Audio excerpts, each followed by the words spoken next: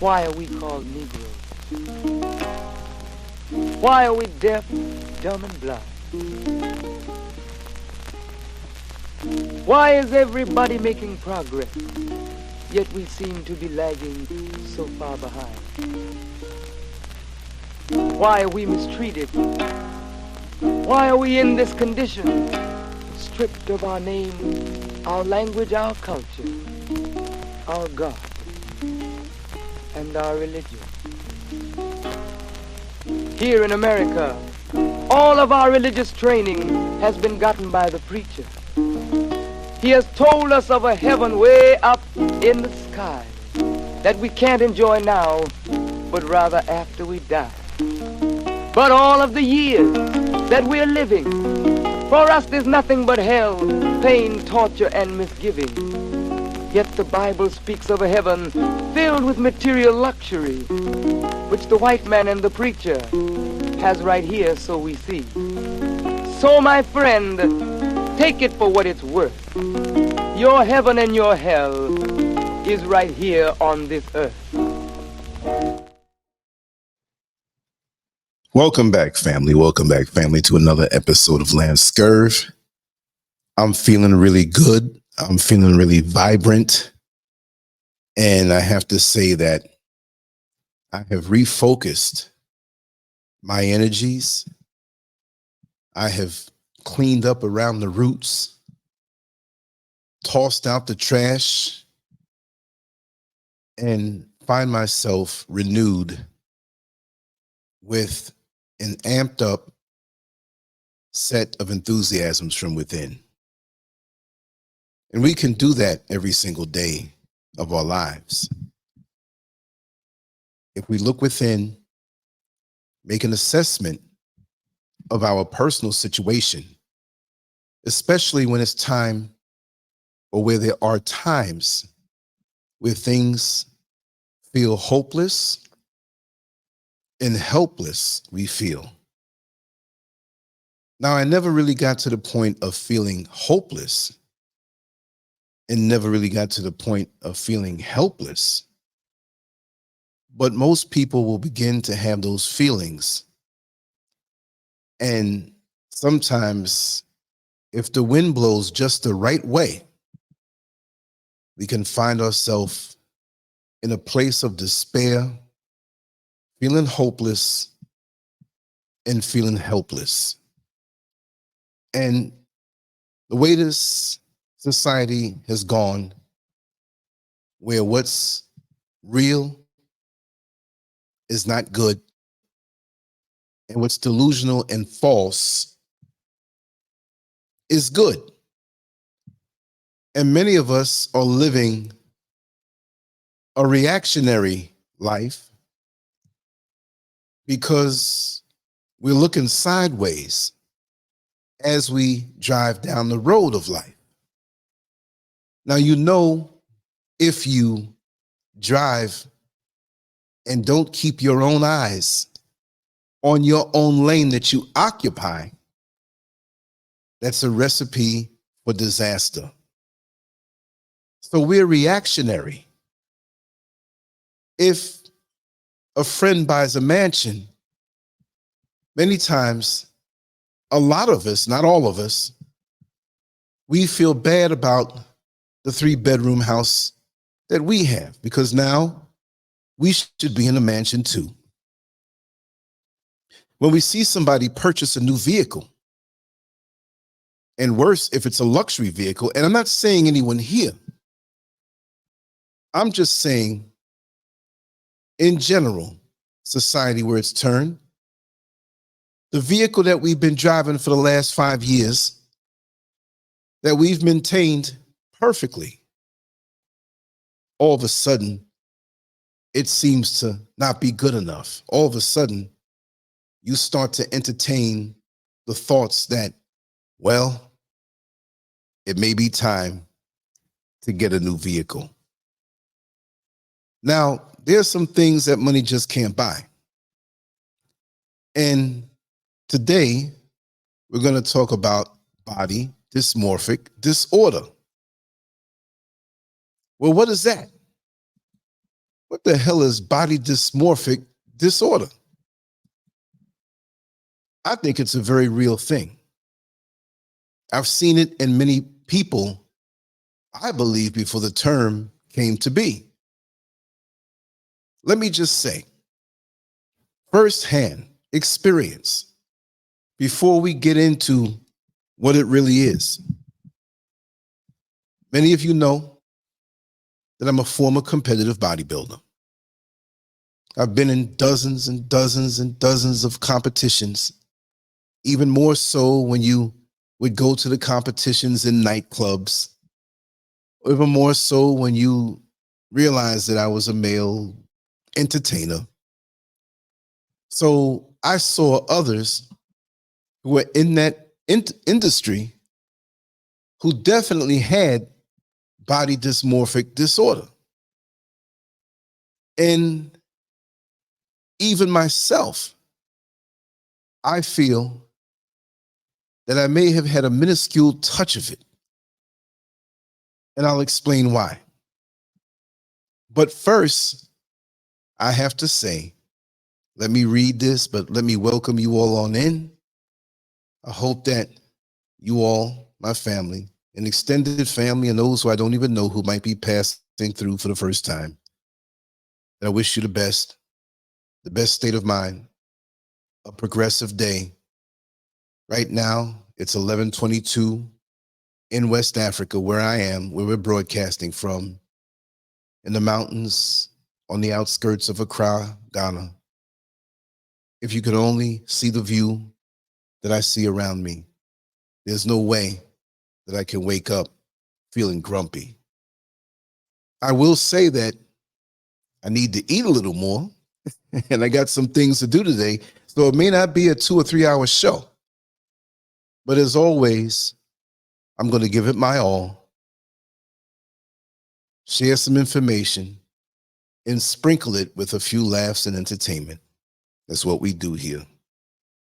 And I have committed and recommitted to modifying this platform, tweak it, perfect it, where we come away with something where we're a little more aware.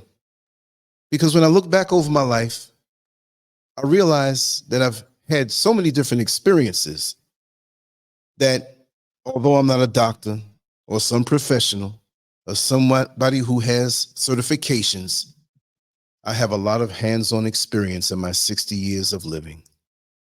So I have no problem sharing it with you. And if you can extract something from it that will help your life, then fine.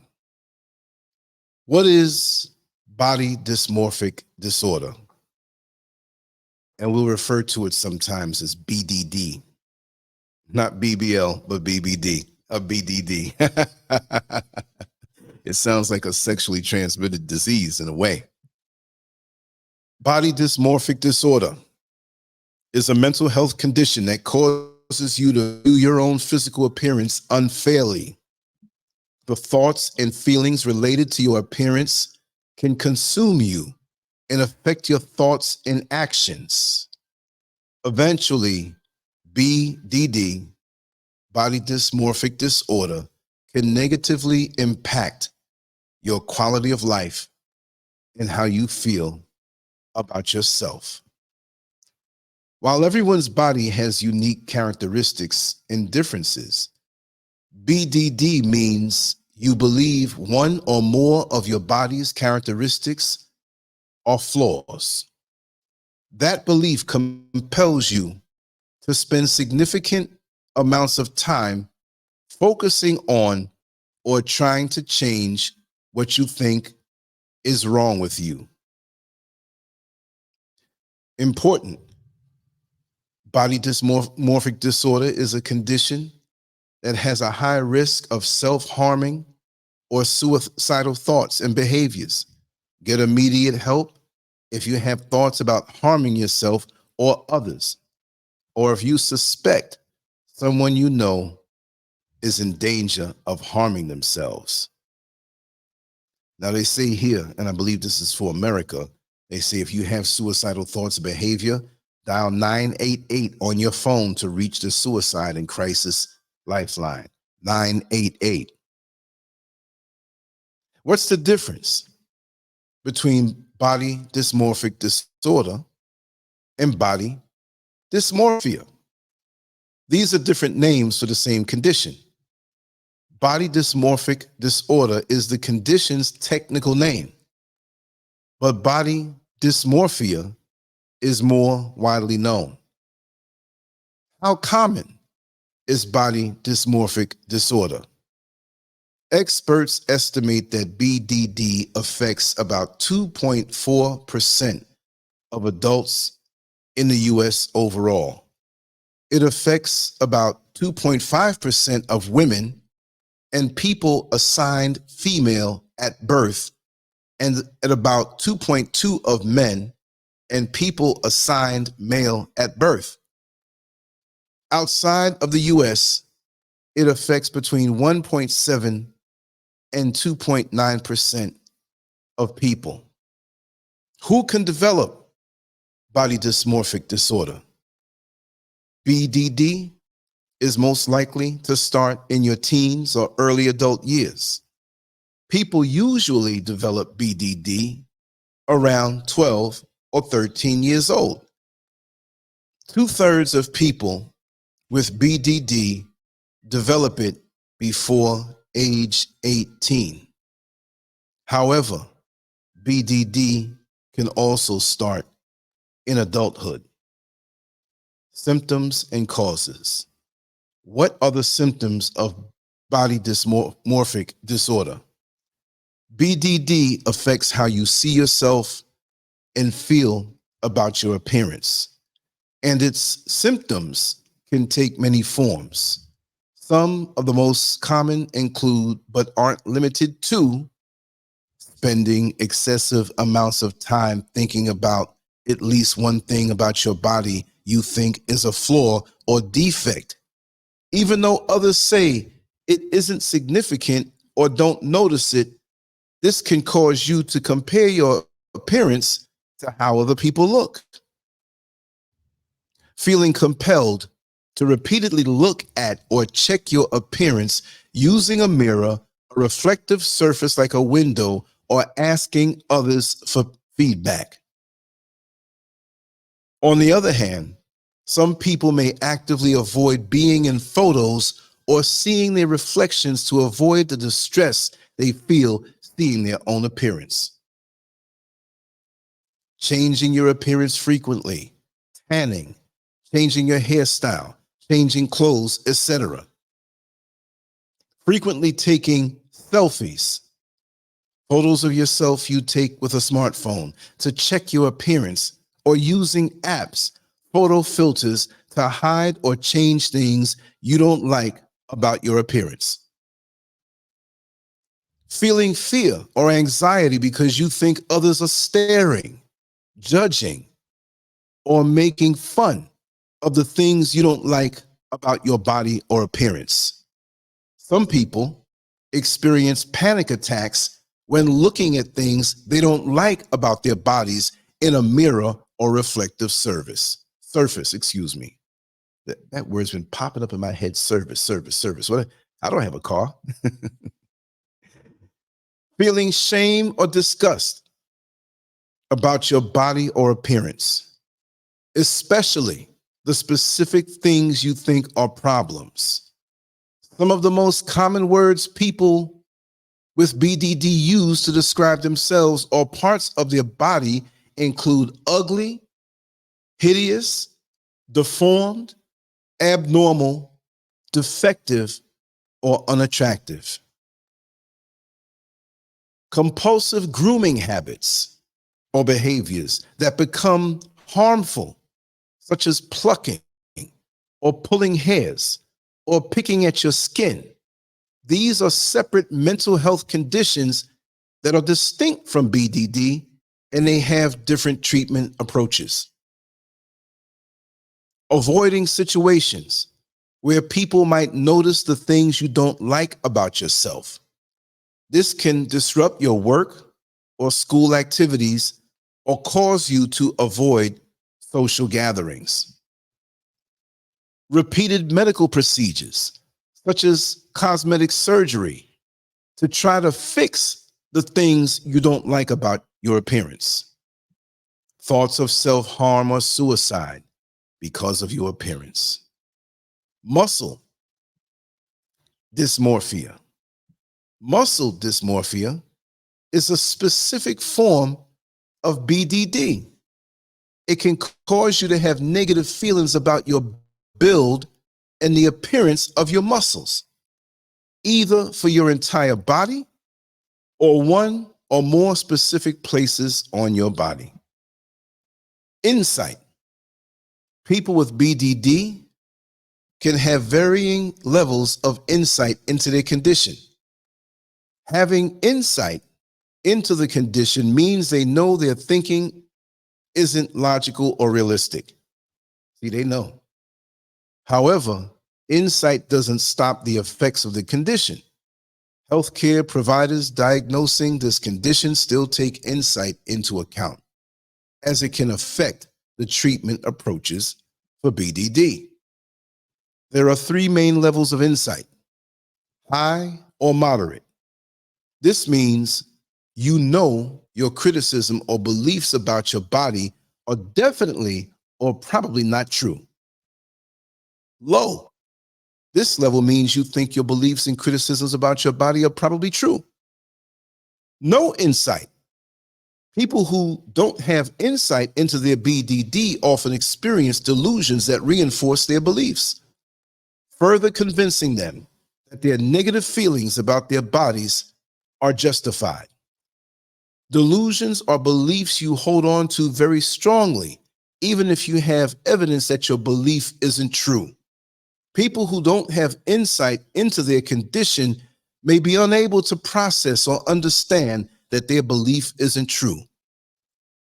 About 1/3 of people with BDD have this level of insight. What causes body dysmorphic disorder? Experts don't fully understand how or why BDD happens, but they suspect it involves multiple factors, including genetics. You're much more likely, between 3 and 8 times more, to develop BDD if a first-degree relative, meaning a child, biological parent, or biological sibling, has it. Brain structure, chemistry, and activity differences. People with BDD often have brain areas that are too active or work differently than expected. These differences make it hard to control thoughts and actions related to the condition. Cultural influences and popular media. Different cultures have different standards of beauty and appearance. Popular media, culture, or a combination of the two can influence how BDD affects your thoughts or behaviors. A history of childhood abuse, neglect, bullying. A history of adverse childhood experiences means you're more likely to develop BDD. A history of being bullied or teased can also increase your risk of developing it. What are the complications of body dysmorphic disorder? People who have BDD are more likely to have certain other mental health conditions, including anxiety disorders, depression, eating disorders, obsessive compulsive disorder, substance use disorders, including steroid use disorder in people with muscle dysmorphia. Diagnosis and tests. How is body dysmorphic disorder diagnosed? There aren't any medical tests that can diagnose BDD. A mental health provider, such as a psychologist or psychiatrist, can diagnose BDD by talking to you about your symptoms, thinking and behavior patterns, lifestyle, and more. Diagnosing BDD involves using screening tools, specially designed questionnaires or checklists that help determine if you fit the criteria for this condition. Is body dysmorphic disorder difficult to diagnose? Most people with BDD don't get a diagnosis until 10 or 15 years after the symptoms have become serious enough to meet the criteria for diagnosis.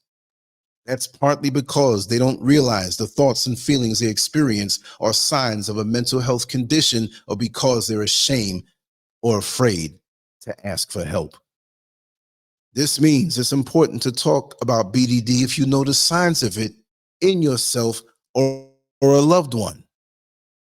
Talking about signs of this condition and getting help with it before it reaches severe levels can help you or a loved one avoid its most sincere effects. Management and treatment. How is body dysmorphic disorder treated? And is there a cure? BDD isn't curable, but is treatable. Like many mental health conditions, treating BDD often involves a combination of approaches, including psychotherapy. This is a technical term for mental health therapy, and there are multiple forms of psychotherapy that might help. Psychotherapy focuses on talking about what you feel or experience and helping you develop beneficial thought processes and coping strategies. Two of the most common types used in treating BDD are cognitive behavioral therapy, CBT, and family therapy. Medications, antidepressants, are a common part of treatment for BDD. These medications can help with symptoms of BDD, making it easier to manage your thoughts and behaviors. These medications can also make other forms of treatment like psychotherapy more effective. What are the possible complications or side effects of treatment? Several different medications can help treat BDD. The side effects can vary. So ask your healthcare provider about the complications or side effects you might experience. Prevention. Is it possible to reduce my risk of developing body dysmorphic disorder or prevent it entirely? Experts don't fully understand why body dysmorphic disorder happens. That means there's no way to prevent it or reduce the risk of it happening. Outlook and prognosis. What can I expect if I have body dysmorphic disorder? BDD's effects tend to be mild at first and worsen over time. The negative thoughts and feelings about your body will influence your thought processes and behavior. As they become more intense, you're more likely to feel more and more distressed about your appearance. They may also start to affect or change your life, making it difficult to study, work, or spend time with others socially. BDD usually becomes more severe the longer it goes untreated. That's why it's important to get a diagnosis and treatment for body dysmorphic disorder as soon as possible.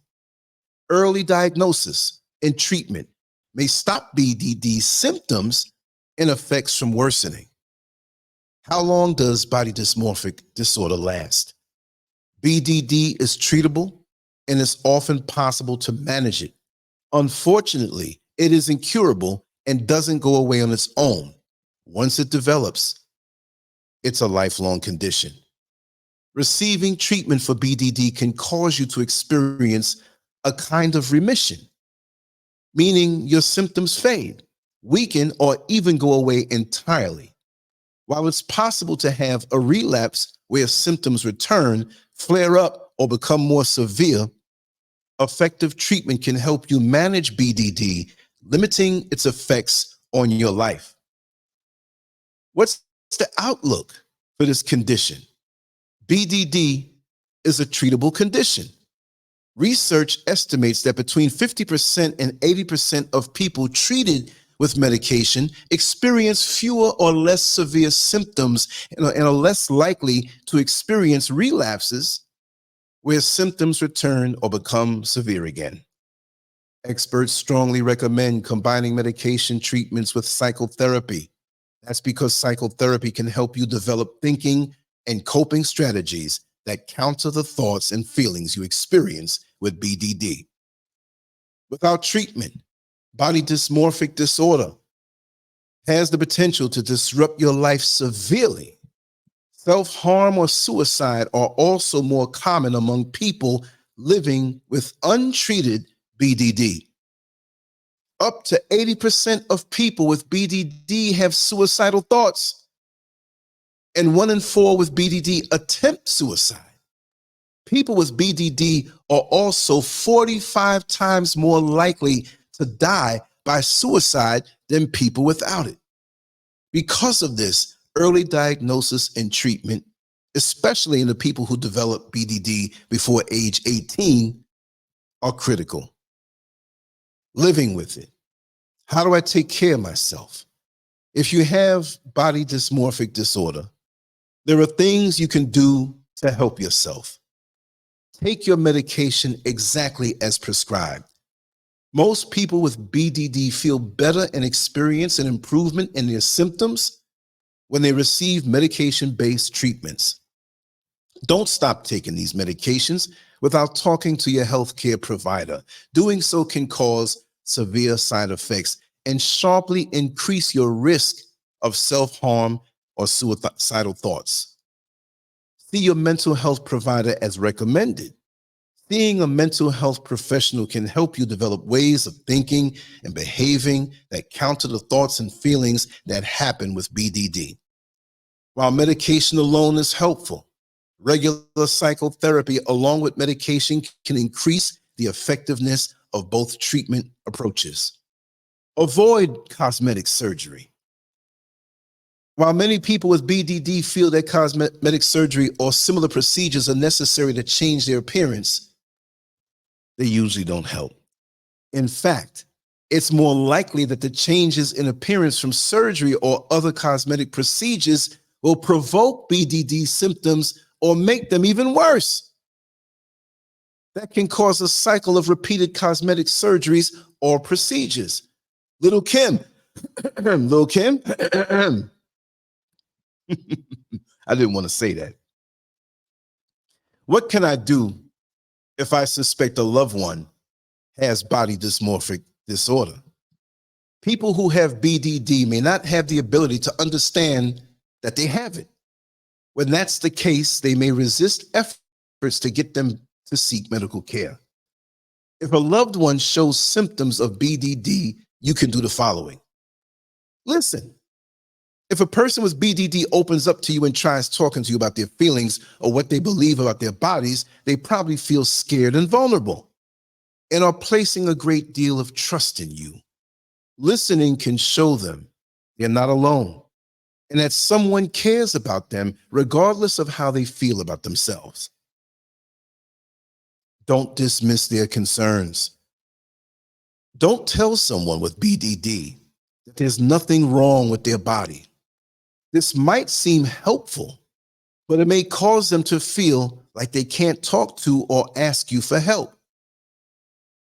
Don't judge or argue.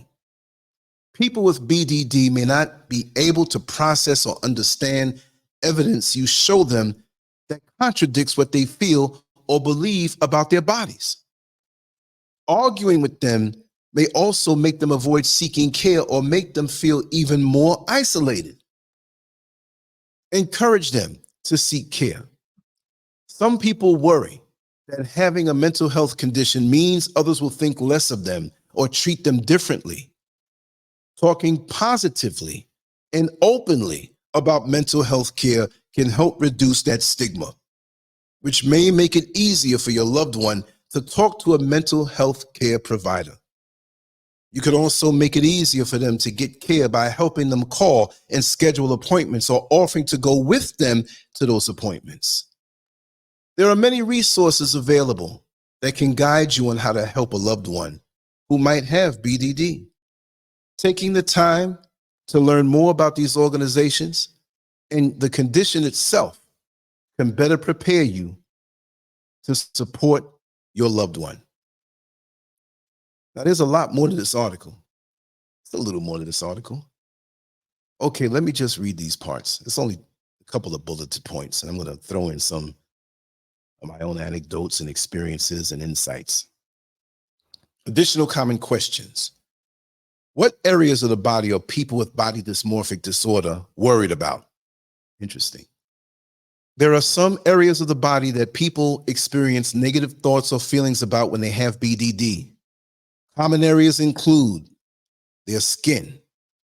People can have BDD about their skin or complexion, especially if they have acne or other blemishes. Face. BDD commonly affects the way people think about their face. People with BDD commonly worry about the size and shape of their face or specific parts of it, especially their nose, lips, eyes, and teeth. Stomach. I thought that would be the top of the list. People with BDD are sometimes concerned about the size or shape of their stomach and abdomen. People are more likely to experience BDD about specific parts of their body based on their sex or affirmed gender, including hair, especially facial hair that doesn't match your affirmed gender, hair loss, and amount of hair on certain body areas, chest and breast, thighs, hips, or buttocks, genitals, especially penis size for men and those assigned male at birth, or the overall appearance of genitals regardless of sex or affirmed gender. Is body dysmorphic disorder related to obsessive compulsive disorder? Yes. BDD and obsessive compulsive disorder, OCD, are related conditions. OCD and its related conditions form an entire class of mental health conditions, and BDD is part of that class. Many people have OCD and BDD at the same time. Wow. Body dysmorphic disorder affects how you see yourself, causing you to judge yourself unfairly or harshly. If you have this condition, you may feel there's something wrong with how you look. This can make you feel anxious, scared, depressed, or that you need to change or fix how you look. However, BDD is a health condition that disrupts your ability to see yourself as you truly are. With treatment, it's possible to counter negative effects and feelings. That way, you can keep negative thoughts and emotions from changing the way you live your life. End of article. This whole article will be on the corresponding page on LANCESCURV.com, which is already there, and I'll put the link below in this video, and I'll put it at the end of the article on LANCESCURV.com so you can go to the actual article, because a lot of folks don't like to keep clicking, so I put it all there on LANCESCURV.com. You can see it there now if you want to read over it. Wow. Now, I have BDD in my throat because I'm thirsty. So I need to change how dry my throat is. So that being said, I'm going to put on a song really quick, and then I'm going to come back. It's not going to take long. I just need to get a little water on my throat. It was a little hot out here, and I woke up a little dehydrated. So I'll be right back. Yes, I have returned. I got a big thing of water in front of me, and I took a bite of something, and I realized how hungry I really am. Because when I woke up this morning, I didn't eat at all, which is not always a bad thing. Sometimes you need to go a whole day and not eat at all, 2 or 3 days sometime. But yes, there was so much to talk about on this topic. I might have to do a part 2, as it's just so deep. Because as I read this article, thoughts were hitting my head on people that I knew, people that I know, even with things with myself. But I'm going to go back to the article, not to read it, but just to remind me of some of the points that I wanted to speak on. Or let me just free flow, because it's really all in my head. I can free flow this one. But body dysmorphic disorder, which I'll just say BDD after a while. I think that, honestly, they say that you can develop it from I'm 12, 13 years old. Isn't it funny that that's when, for some individuals, earlier or later, that adolescence hits?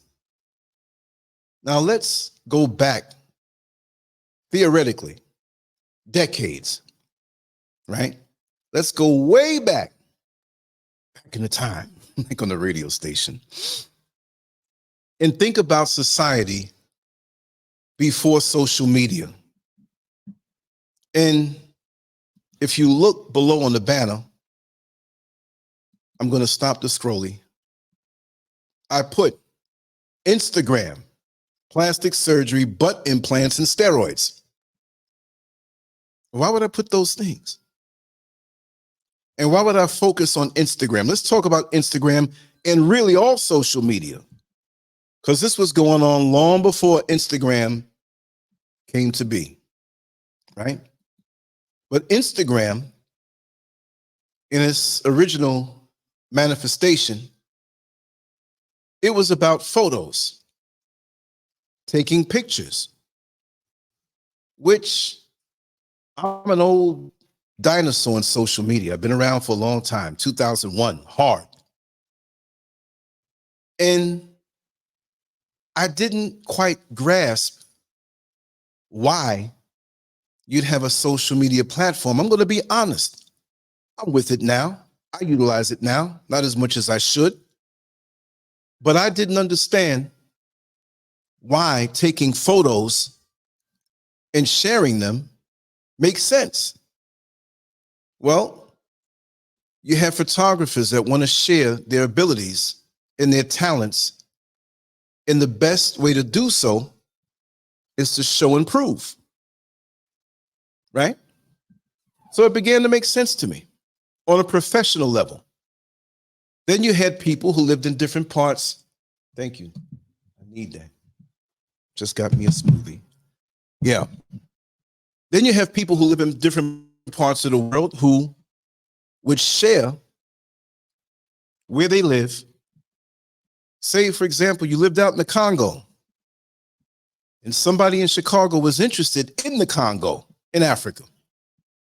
Say, for example, you live near the Brazilian rainforest, and somebody who lived in the Philippines was interested in that. So the visuals show more than what mere words can say. Because I can write about what I see, but if you don't have an imagination, you're not going to extract too much from that medium of writing.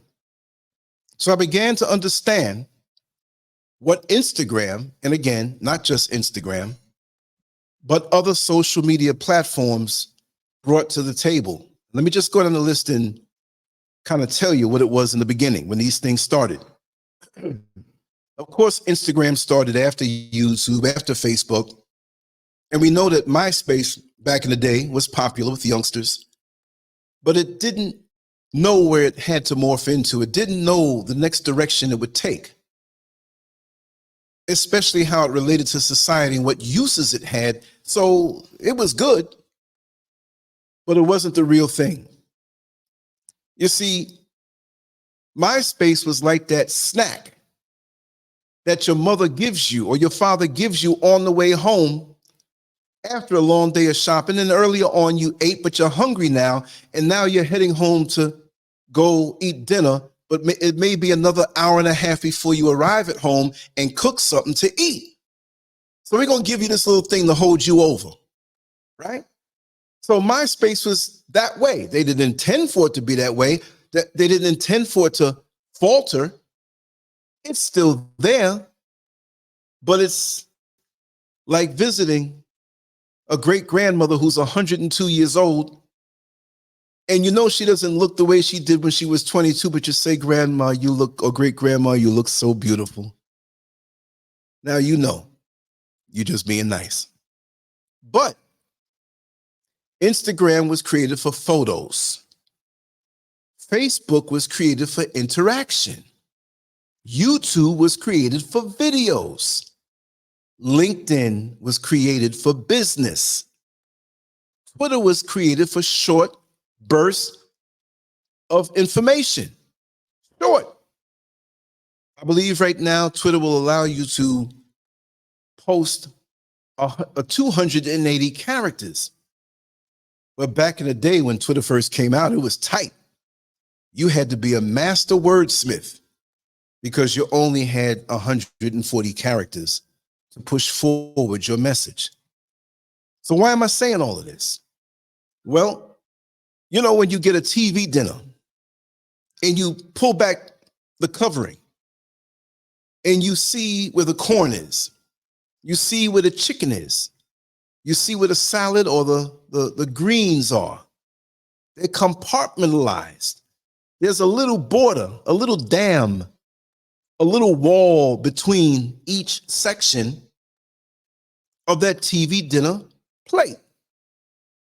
So with social media, each platform and each one that had knockoffs, because Instagram, YouTube, Facebook, LinkedIn, Twitter, all had subsequent knockoffs trying to capitalize on the success of those platforms. So while they may not be as big or effective, they said to themselves, well, maybe we can catch a few crumbs. Like the guy who doesn't have the muscles and may not be as handsome, he'll hang out with the handsome bodybuilder. He can't compete with him, but as all those 10, 15, 20 girls flock around him, he hopes that maybe he can catch the crumbs and get one or two. That's how it works. So now, what did these social media platforms that had their own compartmentalized lane do? Well, you had Facebook. They said, well, we want interaction. You can share some photos. And remember, this is all because of the smartphone now. If there's no smartphone, these platforms wouldn't have thrived the way they do. But Facebook said, hell, YouTube has video. We can do video. YouTube said, Facebook has interactions, but we can make a community section. We can have interactions too. Well, Instagram said, well, hell, we have a comment section. You can write. And also too, YouTube, you ain't the only one who could do video. Same thing with LinkedIn, same thing with Twitter. Everybody's doing the same exact thing. The same exact thing. Every category now, each one does. Some still do it better, like Instagram that's focused on photos, YouTube that's focused on videos, Facebook that's focused on social interaction and followers, which is all the same lingo in social media. So why am I saying all this? I just wanted to share a little bit of what I know from experience, and maybe you might not have known. Not that you're ignorant, but this is what I do. So that being said, all of these videos, all of these photos, all of this interaction, and we have the smartphone in our hand, and we have this thing called body dysmorphic disorder, and they say it starts around 12 or 13, more or less, and it can still start as an adult. Well, here you are, as a tween or a young teen with a smartphone in your hand. And when we go back decades, go back 100 years, we didn't have any smartphone. We may have had basic insecurities about ourselves, but we were too busy surviving and trying to make ends meet to have to even worry about that, to even have to have time to compare. We didn't have time like that. If we had to go out on the field and get our next meal, we didn't have time like that. If we didn't have cars around and we had to commute somewhere, which usually back in the day, we didn't go too far. You married someone who lived close to you. You socialized with someone who was close to you. If you were aware of somewhere far away, you didn't have a smartphone to hit a text message or do a video. You had to write a letter that oftentimes didn't get to its destination until many weeks afterward. So we were pretty much stuck with what we had. And we didn't have time to sit around on a phone that projected pictures and gave ideologies instantaneously. So now these days we have more reasons to compare ourselves, to compare our lives with people from all over the world, while social media and the ability to take pictures, to take video, to show our face directly with each other could be looked at as a good thing. But when you look at body dysmorphic disorder, it's something that now turns around and is coming back to eat us up. Because if we feel a little insecure about ourselves, our stomach might be a little bit too big. We never really thought about that way back because we were all different and had our differences. But now with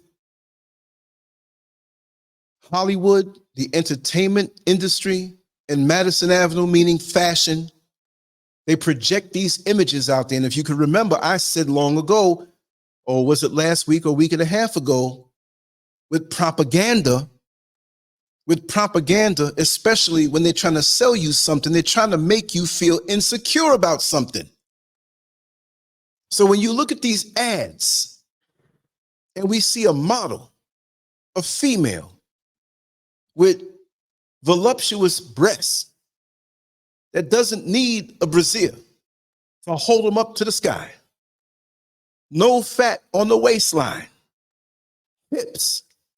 Now, usually with the fashion industry, they have pushed traditionally the Caucasian woman who is skinny, had no shape, pale, and that was the European standard of beauty. And we spoke about that on the show. And like I said, these things all overlap. So if one doesn't get you, the other one will. And many of us think, I don't have to worry about that. That doesn't bother me. That mentality is like being in the hugest swimming pool. Let's just make it up and say you're in a swimming pool that's 30 feet across and 50 feet wide. That's a big swimming pool. And so you're in the water enjoying yourself, and there's a man way down on the end of the swimming pool, 50 feet away, pissy drunk. And this guy decides that he is too lazy to get up, to go to the restroom, to do his number one. He just lets off, but he's way down there. If you think that that urine that he's releasing into that swimming pool while other people are there is not eventually going to come and land on your skin, you got another thought coming. There's a lot of diseases that can happen, or ailments and germs that can come to you in a community pool.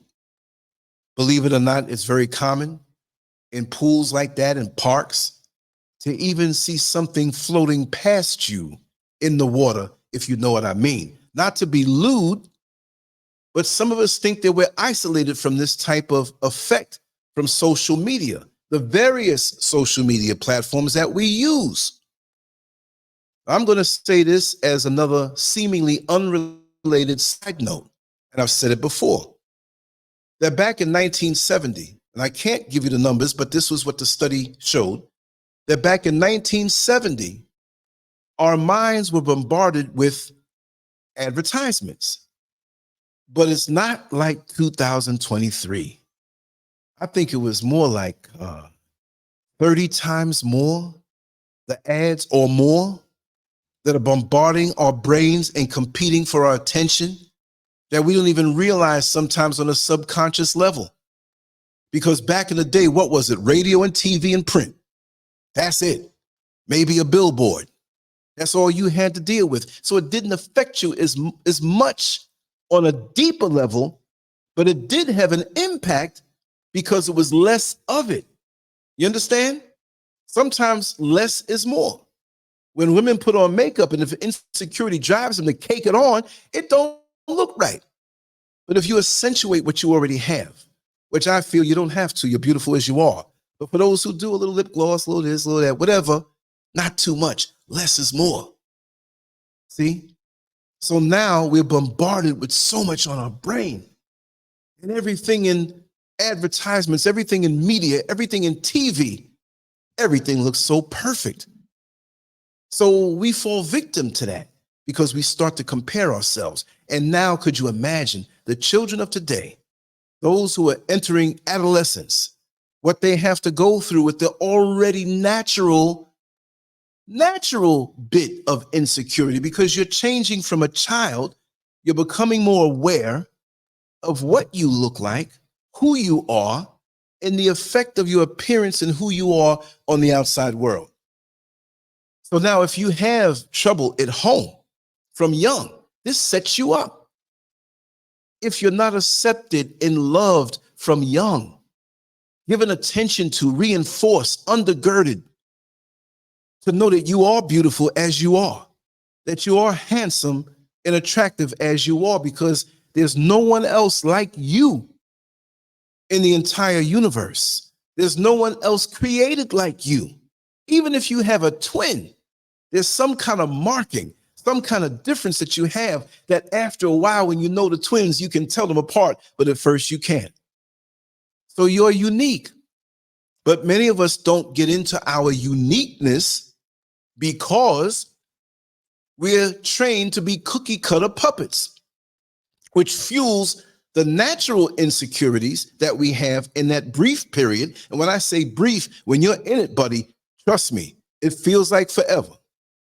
But as you get older, and if you go on in a basically healthy bit of development, then it's like, okay, I remember I was insecure. This is not me talking. I'm just making this up. I thought my arms were too skinny. I thought my stomach was too fat. And I used to dress in a way where I used to wear loose stuff to hide my belly. But my belly wasn't that bad. That was in my mind. I used to think my arms are too skinny. In gym class, I used to see the other fellas who had bigger muscular arms. See? So sometimes we perceive things that are true, but it affects us deeply. Now, I would go after things with myself. If I felt any bit of a deficiency, I would go after it. Back in 1977, it was a young man named Frank Zasso, and he did 1,700 sit-ups in the gym class. But this guy was a little bit of something. He probably could have went on and did 17,000. I wouldn't say that. So we all did our sit-ups and we all went in for our little competition. You didn't have to do it. There was no pressure for it. I didn't really want to do it, but I said, let me go here and do these sit-ups. We had a whole week to choose what day, because everybody could not stay there and do these sit-ups that they did a whole lot. It was after lunch, my gym class, and I ate too much. I remember not sleeping as good that night before because it was a show that was on late. And even though my parents were saying, hey, listen, you got to get to bed, we didn't have VCRs then. We didn't have smartphones to go back and listen or watch a show. So in my room, I turned the volume down. I put a cover over the TV, and I put my head under the cover so the TV light wouldn't show anywhere else. I paid for it. That next day, I tried to do sit-ups to try to break a record that was formed the day before, and I only did 75 sit-ups. Tired and full of food. I failed miserably. And I was not embarrassed because I knew the fire that was burning inside of me. And I said to myself, we're going to do this thing next year. We were in a special program in middle school, which didn't have us there in 7th or 8th grade, but we were there in 9th grade, not because we were left back, because this was one of the smartest classes. I was always in the smartest classes in elementary school and middle school. But it was a special program to put you ahead of those who were already in high school in the 9th grade, and there were only 4 classes like that. So I was grateful that I was chosen for this program, and my parents agreed. That gave me another shot at Frank Zasso's record. So I was ready. And so I ended up thinking I had friends count for me, and all of them walked away except one. The gym teacher had to stay present, but he wasn't paying it no mind because my buddy was counting for me. So I hit 1,700 and I said, I'm so beat up, let me do 30 more. I didn't consciously say that. I just took it one by one. I was in a zone. That was one of the first times that I pushed my body. In my mind, my gut was burning and I was hurting. So I got to 1,730, but there was another person counting. And we realized that my buddy, because of the girls that were in the next gym class way on the other side, he wasn't counting right. He was distracted. So in actuality, I felt so happy that I hit 1,730, but when it came time for the official count, I only did 1,630 sit-ups. I got up feeling victorious, and my friend congratulated me, who was distracted. And the one who was in position to do an official count, another gym teacher who was an aide, it was a brother. He liked me from before. We cool, so he wouldn't screw me over. But he's like, Lance, you know he only did 1,630 sit-ups. I looked around and I was thinking maybe I can jump back down there, but no. You can't. You stopped. I was devastated. But nonetheless, it was a record for that year. And it's still there in Queens, New York, on a plaque at a gym class. I want to get someone who's there to take a picture of it because I need that for my own memorabilia. LANCESCURV, 1,630 sit-ups, 1978. Wow, it was still a record. So me personally, whenever I felt something of a void or an insecurity or something that needed to be improved, I'd attack it right away. So when I felt that my body could be better, I started to train, work out, but it wasn't driven from an extreme body dysmorphic disorder because I was always reassured that I was adequate as a young man. But I happened to get to know other young men as I progressed in the sport of bodybuilding. My first competition was in January of 1980. I was 16 years old, and that April I turned 17. I didn't look like much, but over time I kept at it. But as I progressed and got to different gyms and competitions, you get to know people, different parts of the city, different parts of the state through competitions, different parts of the region, different parts of the country. And then you see that there are other people that they're regarded as champions, but they're really, and I'm not throwing off on everybody, but they really had an unhealthy outlook on their body. So was it really discipline? Was it really that they were dedicated? Or did they have body dysmorphic disorder? Because I can tell you personally, in the back rooms, in the gym at night, as we talk and we speak to each other as competitive bodybuilders, well, Lance, how did I look on my last show? Well, you have to ask those things. But you have some guys every day that you can devastate them. If they're getting ready for a competition and you happen to see parts of their body, because usually we cover up. We don't want the competition to see what we look like. But if you want to get at somebody who you don't really like to psych them out, it's like, man, your arms are not looking as big as they used to. Have you been overtraining? And most of these guys who look so developed, and I'm telling you from fact, a lot of them will portray a look or put it out there that I am confident, I'm well built, and it's shocking. God, dog, look at this person's body. It looks larger than life. You want me to tell you a little secret? Some of those men and women are some of the most insecure individuals that you'll ever want to see. And many of them are driven by insecurity to the highest level. and they don't see themselves as they are. This is why you can see someone who trains naturally and has developed a really wonderful body will go ahead and begin to take anabolic steroids. And I'm not even going to get into the details of that because we've spoken about that before, and I'll do a show on that later on. That many of our young men and women, 14, 15, 16 years old, they hear about this stuff over social media. They see other youngsters developed on Instagram. And in the comment section, you'll see people, I wonder what he's on. I wonder what he's taking.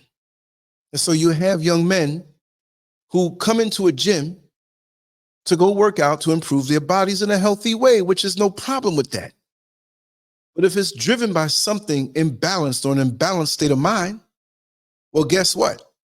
Many will work out for 2 weeks or a month and realize that this is a long road naturally. You train naturally. You got a long road ahead of you. Some people have a propensity more so to grow muscle and develop faster than others. Some have genetics, some have a certain shape, some have certain body parts that develop more and others that are lagging.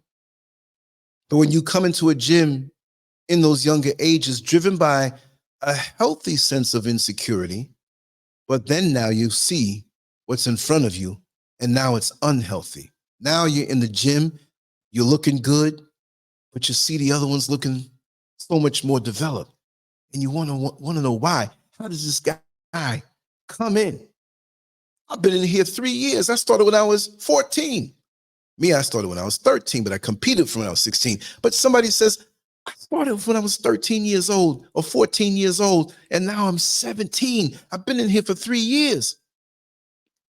How'd this joker come in here 8 months ago? We're the same age. And this guy is so much more developed, and he's about to compete. Steroids, which is a dangerous thing when you have body dysmorphic disorder. They even mentioned it in the article. What do they call it? Muscle dysmorphic disorder. I might need to dedicate a whole show for that. That's crazy what I used to see and still see. And I already know what it is when I see it. I never took those things. I never took any drugs for that. But I understand it because I know, I can't even say dozens. I've known over my lifetime at that particular time, hundreds of guys that I've talked to frankly, that I don't even have to do any research. Maybe to do statistics, but to tell you the real deal, shoot from the hip, I can tell you a whole lot about that as someone who never did it, you see? So on the bottom also, you see butt implants, plastic surgery, and it was mentioned in the article that when you do get the plastic surgery, when you have body dysmorphic disorder, whatever you do to your body, whether it's a butt implant, a nose job, you know, we can obsess over teeth and hair, and where does it come from? We feel deficient when we measure up. And it's okay to a certain degree to kind of look sideways and see how things are going with somebody else. But be yourself and know that you are worthy. But it's hard to tell someone who is driven by these extreme demons of insecurity and body dysmorphic disorder, which is nothing physical, it's mental. And of course, I feel there's a great degree of emotional things going on there. But the bottom line is that you can get it treated. In extreme situations, they may say, if you feel suicidal, see, it brings it right on back to that, because with mental malfunctions, I'll say, I don't want to say illness because it makes people feel as though something's wrong with them. But with these malfunctions, which like a car, do you throw your car away when it has a malfunction and needs repair? Well, we have to think of it as a malfunction. Because if we don't, we'll want to throw ourselves away and think we're less and want to commit suicide for something like that. And I never knew the statistics with body dysmorphic disorder had such high levels of suicide and suicide attempts. This is serious. See, we live in a very superficial society. And what many will say, or many will say that good looks are rewarded. Who the hell is a judge of good looks? How do we know what the world is thinking looks good? Well, again, you watch the movies, you see the ads, you see the magazines, you see the commercials, you see your peers on social media, and they'll try to compete with each other. What would make a middle-aged woman want to get a butt implant? A butt implant. Gluteus maximus. Those two well-rounded muscles for some. Not everybody has it well-rounded. You won't find too many of those in Europe. But you come down here to where I am, it's like everybody has one, right? But why do we put so much emphasis on that? Why do we put so much emphasis on, oh, my lips are too thin and they need to be fuller? Well, we understand what it is. The African woman is the epitome of beauty on the planet Earth. They try to put all of this propaganda to make you think that you're not beautiful. Have our sisters looking in the mirror, is my butt too big? But you have others who are getting the BBL surgery, the butt implants. But what you have as far as your natural beauty, you shun it. You feel shamed about it because of the propaganda put out there. Why do we want to change the color of our skin and lighten it up and put creams? Because that's an engineered body dysmorphic disorder. They're the ones that have it because they're the ones sitting out there trying to get a tan. They're the ones out there, well, some of us and our sisters put the butts into and already got butt. I don't understand that. But they're the ones. And they want us to feel as though we need to make ourselves more like them. And that's sick. We got to do better. But this is something real, and I feel that social media has fanned the flames of these insecurities because we have more opportunities to obsess over comparing ourselves to peers and people we don't even know. That if this person got a breast job and they went from a B cup to a double D cup, I need to get triple Fs. If this person got liposuction surgery and removed all the fat from around their midsection, then I need to not only do that, but take certain drugs that rip the fat off of the body. And many of us are dying because of this. Many of us are dying because of this. And I will repeat this because it was spoken publicly and in front of many cameras. Minister Akbar Muhammad in Tampa, Florida, one day, I was out there with him and Issa Muhammad, Malik Aziz. They invited me to come out and videotape it. It's up on this channel. If I can find it, you'll hear him say it out of his mouth. I believe it was his niece. I don't think it was his daughter, but I think it was his niece. And I think she went down to, correct me if I'm wrong, but it's really insignificant because she went to the Dominican Republic. I think it was that there. And his niece went for the butt surgery and died on the table. He said it out of his mouth. I'm not saying this as any way to spread anything about somebody. He said it publicly. And he said he had to say this publicly because others need to hear it and refrain from these extreme things. This is something that you see these stars. I mentioned Lil' Kim. What was wrong with her in the 90s? Beautiful young black woman. And now she's a middle-aged, Chinese-looking chubby chick. I'm not making fun of her, but that's what it is. We got to call it out. That's one of the most extreme forms that we see in the last so many years in the hip-hop community.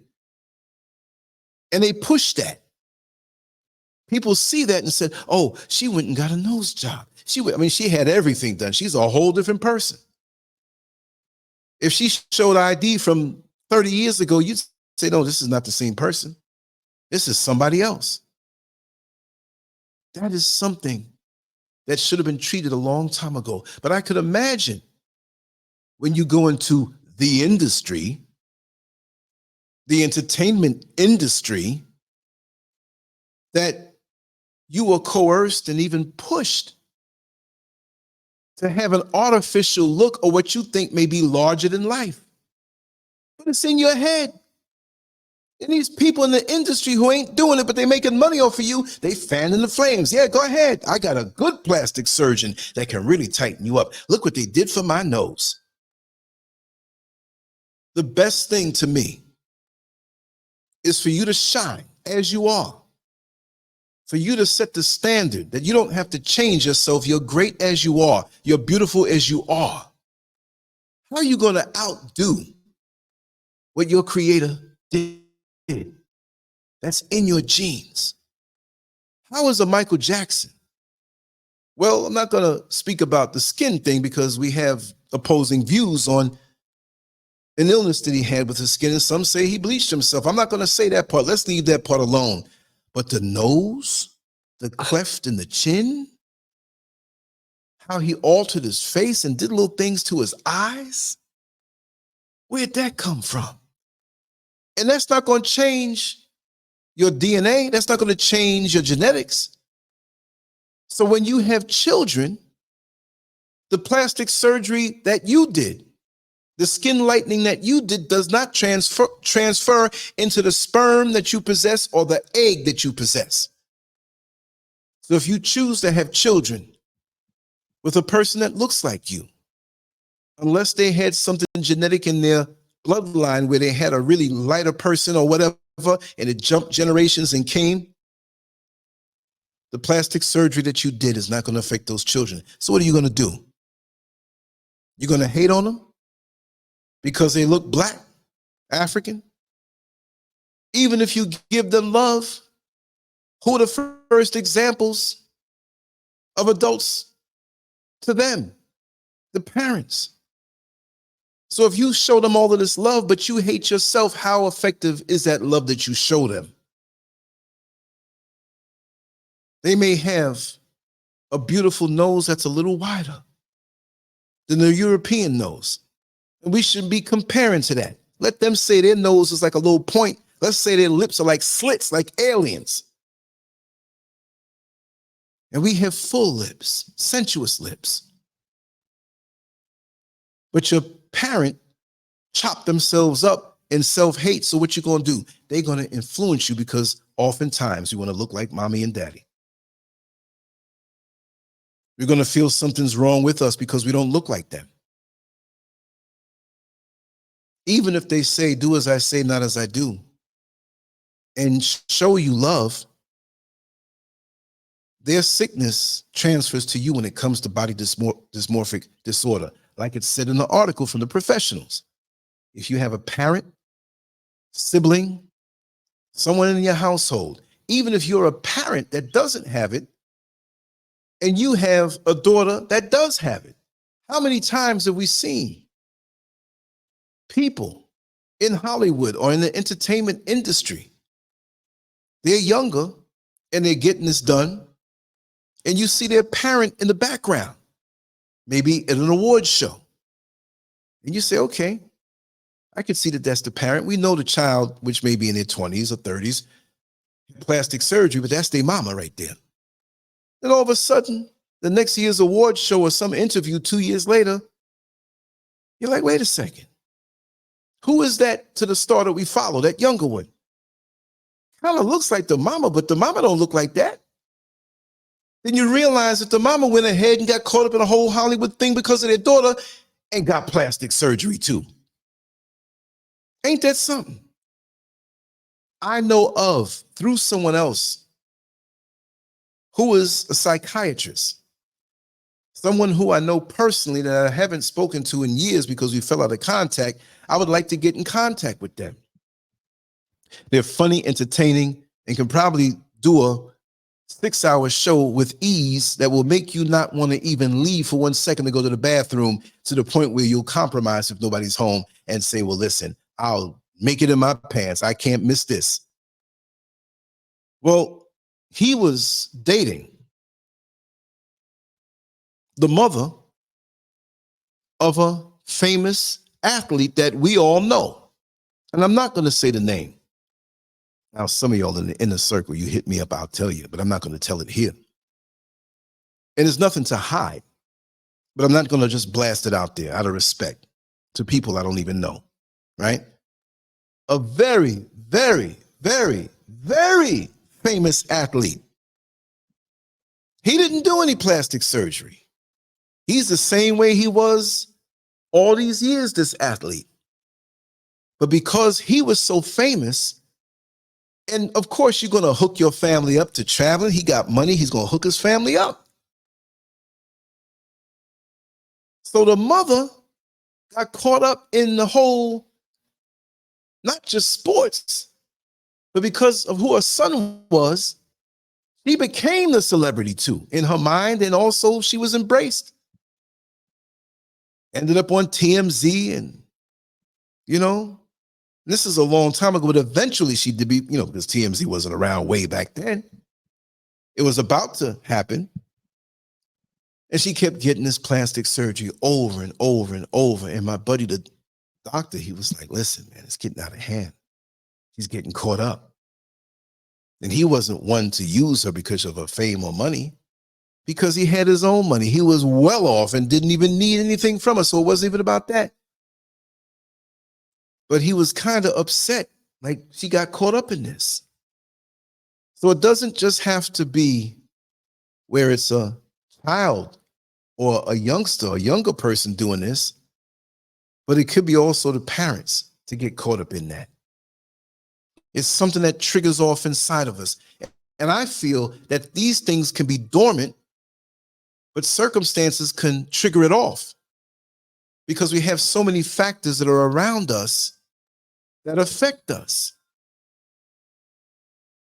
as we go about living our life.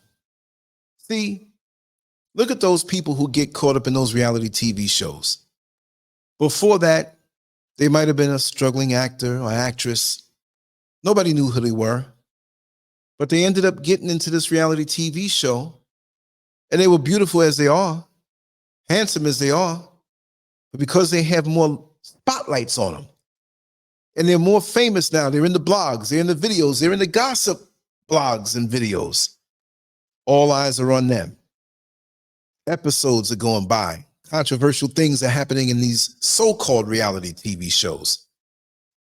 And they start to want to live what they think is up to the imagery, because all along they thought that they were inadequate in their look, but they didn't have the money to do these things. So going into that world amplified, stimulated something that was dormant, that they ignored because they didn't have the cash to have these ways to pay for altering themselves.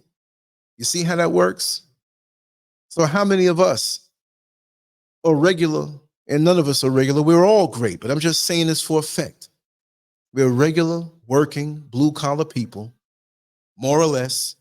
Some have a little more, some have a little less, but we don't have the money to spend thousands and thousands and thousands of dollars to alter ourselves. So we ridicule the people who do, but when we come into money, if we do, what do some of us start doing? Well, now that I have money, not only just plastic surgery, but now I can get the luxury car that I always wanted. But when you couldn't afford that luxury car and you had a perfectly working vehicle, it might have been a Toyota Camry, might have been a Corolla, might have been a Lexus that was used, that you bought 2 years used, and it was working fine. But now that you have so much more money, all these things, these idiosyncrasies that we have buried inside of us, they come out full force. And it seems as though we're changing in front of people. Oh, you changed since you got that money. No, the money was an amplifier. Just the same way people say, oh, I went to bed with that man and cheated on my husband because I was drunk. No, alcohol is an amplifier to what's already there. You were already thinking about doing that. Now you're going to scapegoat the alcohol. No. Alcohol ain't going to make you have the next man's penis in your mouth. Come on, stop lying. It's an amplifier. You were already thinking about this stuff. Same with the men. Baby, I was drunk. I didn't know what. Yeah, you weren't drunk enough. to find your way in that tiny little hole, that tiny little orifice. You were smart enough to do that then, but the alcohol made it where you couldn't place your urine in that big hole, that opening of the toilet bowl. You pissed all over the floor. You couldn't get it together then, but you saw something you wanted. And now you want to blame it on the alcohol. Shut up. Stop lying. You can't fool me with that foolishness, and you lying to yourself. We got to get a grip on what's really important. When you pull back, let's pull back away from this particular topic, and I have to go soon. I'd like to go longer, but let's just pull out of this a little more. Let's talk about life. Now, we don't want to think about this, but imagine, and I'm going to say it this way, and I've said it before this way on different shows, that you have the luxury of a deathbed. Hell, Scurv, what you talking about? Luxury in a deathbed? Ain't no luxury in no damn deathbed. Look, some of us don't even know we're not going to be around later on, and we get smacked up in a vehicular accident that takes our lives. Early that morning, you were brushing your teeth and washing your face, or were in the shower thinking about what you're going to do for the next few months, not knowing that you're not going to be here by sundown. So if you get to a certain age and live a full life, and you know your time is coming, whether it's because of an illness or natural causes, or you're just expiring, and you have the opportunity to lay in a bed, you have the time, maybe not you might not be fully there, but your family members, caretakers, begin to call your family members, and they call all over, and they have time to take flights from the East Coast, West Coast, wherever they are, to where you are, even if it's a different country. And you're laying there in the bed, and you see all of your family members around you. Some are shedding tears because they know it's inevitable that you're going to leave this particular level in transition. Others who you've had a falling out with, they show up and they feel bad because you lost years over something that was insignificant and not important.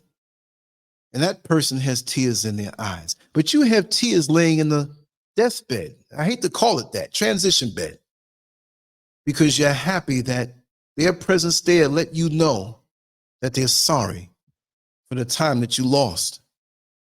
Why am I saying all of this? You see the children. You see the grandchildren that you haven't seen yet because the parents had to work and you planned eventually on meeting up. You know, we don't have it like we used to where we lived in one small village.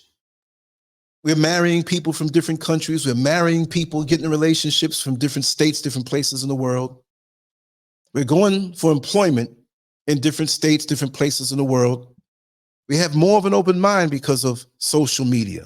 We see the possibilities. We can be a global people, and the world is shrinking. Not that it actually shrunk as far as the mileage around the equator or the size of the earth, but our minds expanded. So we go off more. But the whole dynamics of a family unit and life, what we want out of life, is the same. We want to improve. We want to have a better job. We want health care. We want better housing. We want healthy children. We want to have a good life. We don't mind striving and working hard, but we also want time off to enjoy.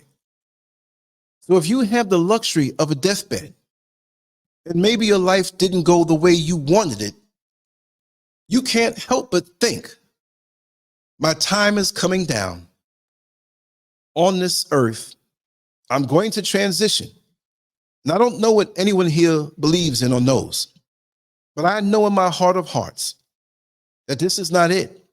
But since I'm leaving this at that point, like the person in the so-called transition bed, you're going to think about what you could have done. I hope it doesn't annoy you or chastise you that much, because what's done is done. But think about, if you were in that position, what regret you might have, what you might have done differently in the life that you have now, and tell me what you would change. And since you're upright, some are younger. You might be 16 years old listening to this. You might be 88. I'm 60. I never knew what 60 would be like. I never thought about it. But what would you do different? And if you could imagine yourself on your way out, think about it and apply it to your life now. Is it really important to change the shape of your nose?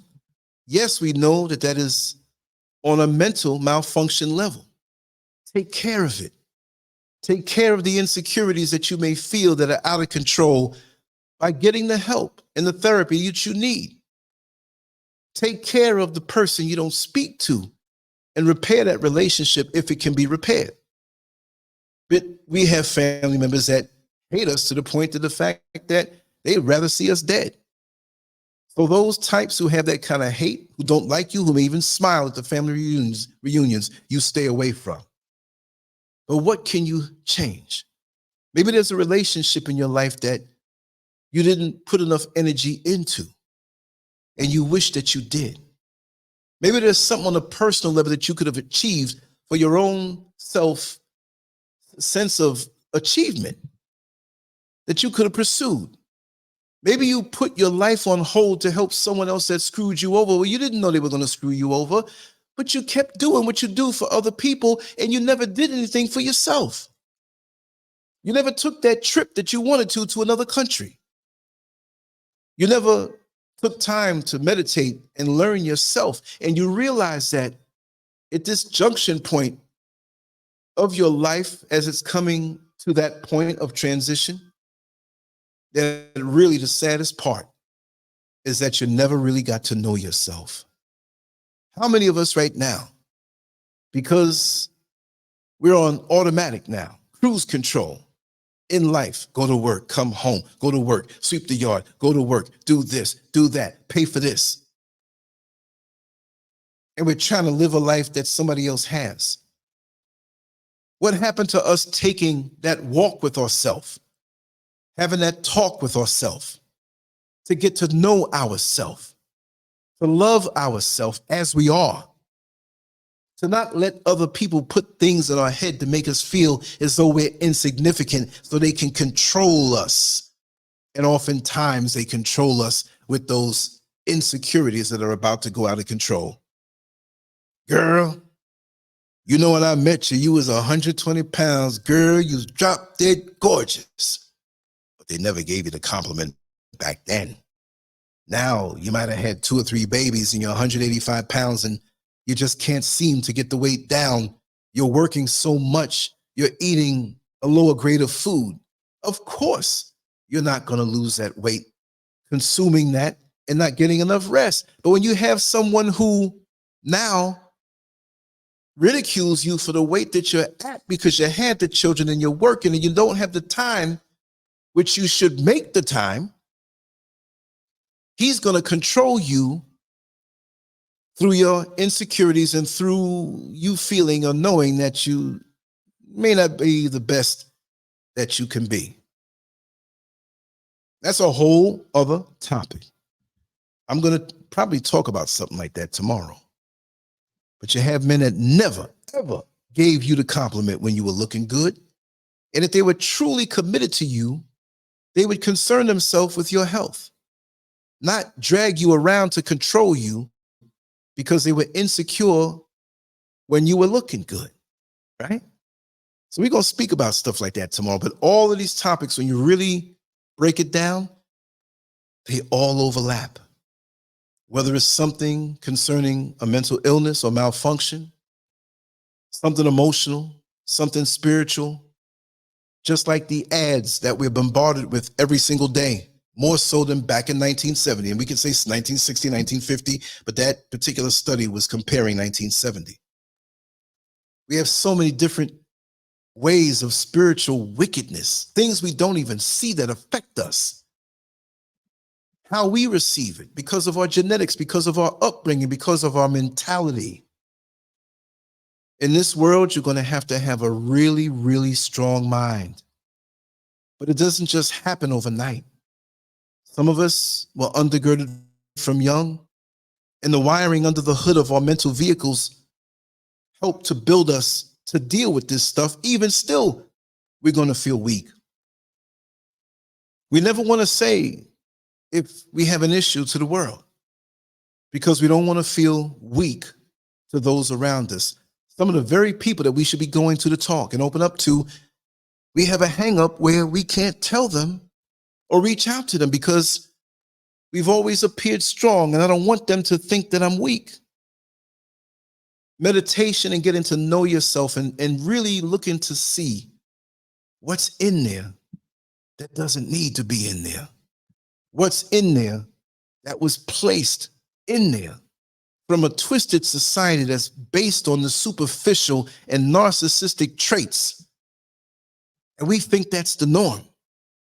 This is why, for me, I want to detach from all of that. I am detaching from all of that. And in detaching from all of that, I have learned myself more in the last few years than I ever have in my whole entire life.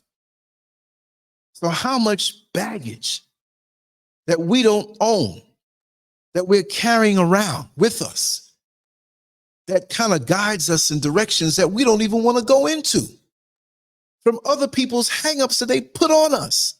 It could be a father when we were younger. It could be a mother when we were younger.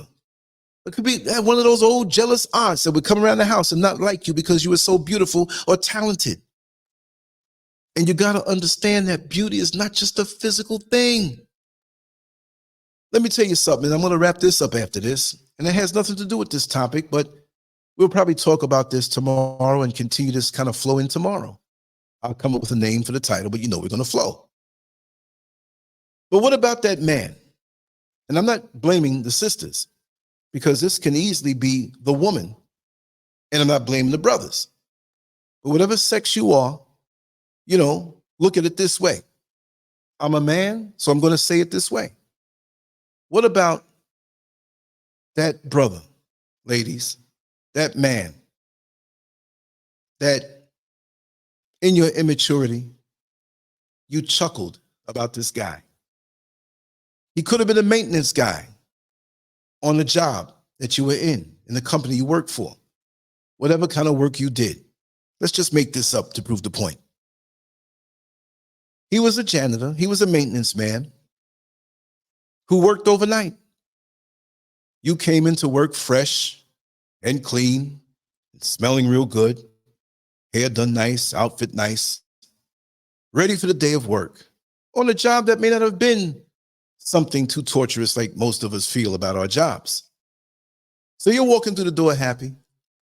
You're not disrespectful, but you see this janitor, this maintenance man who's been there overnight. So he's tired, but he's respectful to you. And you see him and you're respectful back to him. So now he had a few extra hours to do because there's a big function coming up. So he had to really make sure things are clean, and they hired extra staff to help him. So now he's hanging around, and not really hanging around, I shouldn't say it that way, but he's on his job and lunchtime is coming. So after all of that time that he's there, he decides to take a break. And you have some other women who are there who are really cruel in how they talk about people. And so when he goes away, he sat there with you, you know him somewhat. It's time for him to get back, so he leaves that area. And you have one of the sisters say, oh, he's a nice guy, but I don't know. I've seen frogs that look more handsome than him. And everybody chuckles because they don't really have any venom around it, but nobody's around. It's one of those moments where us girlfriends are having girl talk, but there's nobody around. But it's not nice. How dare you? But so many of us men do the same thing to the women, right? There was a young lady in high school. I went to the High School of Art and Design in Manhattan. I won't say her name, but it didn't appear that she was going to be on the magazine cover at all. We used to make some cruel jokes about her. I'd laugh. I wasn't saying it. I'm not trying to clean it up, but it was funny with the things they were saying because we were kids. And people were like, oh, God, I never. Wouldn't you know that many of us, after getting out of high school, because that was a high school where all the 5 boroughs, if you wanted to go there, you can go there. It wasn't a high school where it was a local thing where you continue to see some of your students and fellow students in the neighborhood because they live close to you. Pretty much, once you graduated, unless you lived near some of the other students that you were friends with, you weren't going to see them anymore. But I kept seeing this young lady in Manhattan that was drop dead gorgeous. This is years after. And she worked in the building where my job was. And so we're on the elevator one day, and I looked at her. I said, "You look familiar. You look really familiar. And I have to say that you're a really gorgeous young lady." And she said, "Thank you, Lance." I said, "What? You know my name?" I said, "Where you know me from?" She said, "Lance, I'm not mad at you. You weren't the ringleader who was making fun of me. But you don't remember?" And then she said a name with the funny teeth and the funny face, and people were calling me a bird, and I was skinny. My jaw dropped down to the ground. She forgave me for being around the crew that kind of chuckled, but I was never the aggressor, so she really forgave me. And she said, "Lance, you're a good guy. I know you're mature now, but what those guys were doing really hurt." And it was her floor. I was still on the elevator. And she said, "Soon we can do lunch." I said, "Fine. This is where you are. I'm up on the 5th floor. You're on the 3rd. We'll get together." It wasn't a get together to get with each other. But I could not believe how she looked. She was a beautiful person to the world on the outside then, but she was always a beautiful person when they called her ugly and undesirable. You see where I'm going with this? So now this janitor, this maintenance man, who the women at the office kind of ridiculed, they had husbands and boyfriends that were buff, going to the gym, looking good, had okay jobs, some of them good, some of them mediocre. But then after a while, those same circle of women had to console each other, because year after year, month after month, some of them found out that their husbands were cheating. They couldn't hold back. Some of them found out that their husbands were on the down low. They tried to hold it in, but they had to console each other. All the while, they were seeing this maintenance man who they called ugly. Some of those women found out that their boyfriend or husband had a gambling problem and gambled them into debt with money that they had for investments that he was extracting to satisfy that habit. One may have had an addiction to prostitutes. That's something we need to talk about, and why it happens. The same way there's an addiction to porn. A lot of these women, not all of them, found themselves in situations that if they had looked past the looks of that man, and the same for you men who can't see past the looks of that woman, to look inside to see the true beauty of that person, you're setting yourself up for disaster. And so now some of these women, those who lasted many, many years on that job, along with that maintenance man, janitor who works overnight, who they considered undesirable, they found out a lot about him when they had a Christmas party for the company. And of course, all positions are welcome to the Christmas party. And guess what? They found out indirectly that that man that they said was on the homely side, he had investments with the little money he made, because he didn't make as much as those women did and a lot of the guys on the job. So they realized he had several rental properties. They realized that he had got married from when he started that job, and he's still with his wife. They realized that he has an impeccable record in the company of other women, that he's not trying them. But I mean, they weren't going to let him get far anyway, because they considered him homely. And when they compared the integrity and the habits and the lifestyle of that lowly little janitor. I'm not saying that, but that's the way they looked at him. They looked at him as an ugly, old, do-nothing, have-nothing janitor who has a job overnight that probably can't even satisfy.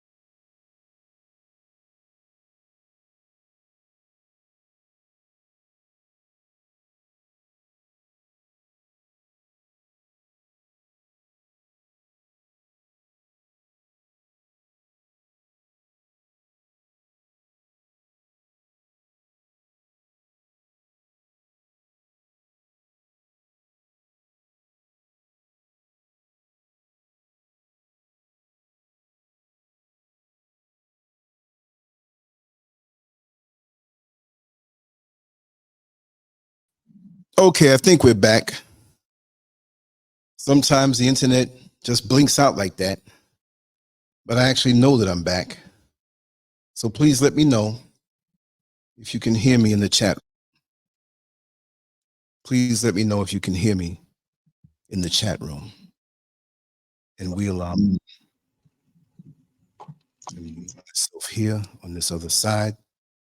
Let me know if you can hear me. My internet blinked out. Sometimes it just does that for whatever reason. My internet module, and I was gonna get ready to sign off anyway. But if I'm not connected, and I know that I'm connected, let me know if you can hear me. Thank you, Reese. Thank you, Reese. Thank you so much. That was not even a power outage. Sometimes your desktop or module just disconnects. It's just how it happens. So I know there's some people who may have fallen off, and that's okay, because they say, oh, I got things to do. I ain't got time to listen to this big head guy talk.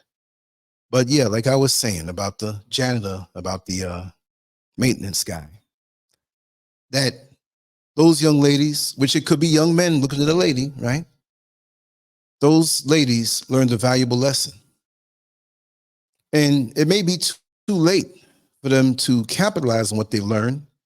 Not that it's ever too late, but they've been in this job for 20, 25 years, and so has that janitor. And they realize what a great man he is. They realize that to be a good man, you don't have to have the superficial looks that the world dictates that you should have, right?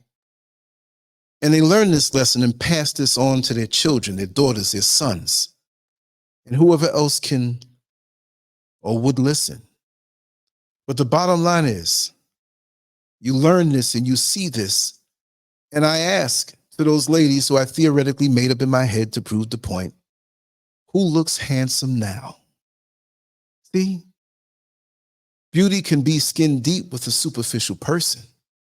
When it's that person who has the integrity, who's able to commit to you and dedicate himself to you and give his life to you, work hard and work wise and make the wise decisions to undergird you mentally, spiritually, emotionally, physically, and financially. Who would you rather be with? Because now his wife doesn't see him as an ugly man. His wife sees him as a king who, when he was younger and she met him, was a prince, and he developed into that king. You see that? So brothers, there are a lot of women out here who may not fit the Madison Avenue dictates of what they say beauty should be in a woman, in a face or in a body. You see, we all have preferences. And I won't say anything personally about myself because I've dated women of all ages and weights and skin tones, and I love my sisters in general. But we shouldn't take anything that's put into our head to hold it against anybody with things that they cannot change. Hence, back to body dysmorphic disorder.